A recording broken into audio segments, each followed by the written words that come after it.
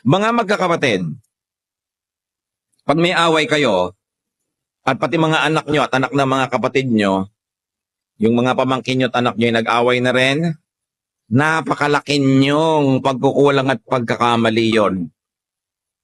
Bakit? Pag may away kayo magkapatid at kinukwento mo pa sa anak mo, ini-impluwensya mo pa siyang kumampi sa'yo, tapos gagawin din niya yun sa anak niya, inililipat niya yung problema sa susunod pang henerasyon. Wala kayong mga kwentang magulang.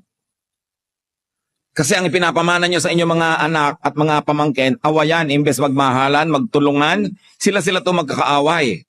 Gusto nyo ba yun? Na pag namatay na kayo, yung mga anak nyo kaaway yung mga pinsa nila?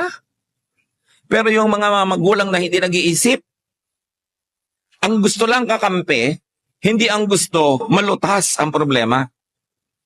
Kayo magkakapatid, ibaranggon nyo sa mga anak nyo at pamangkin. Hindi nyo ibinababa sa kanila yung usapin. Mababa ang rank nila eh. Kasi babastusin mo yung kapatid mo para ikwento mo sa anak mo.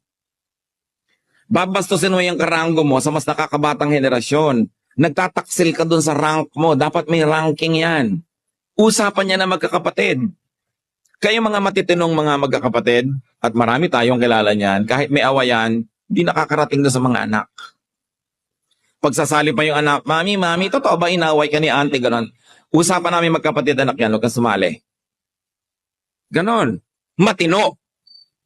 Yung hindi matinong magulang, anak,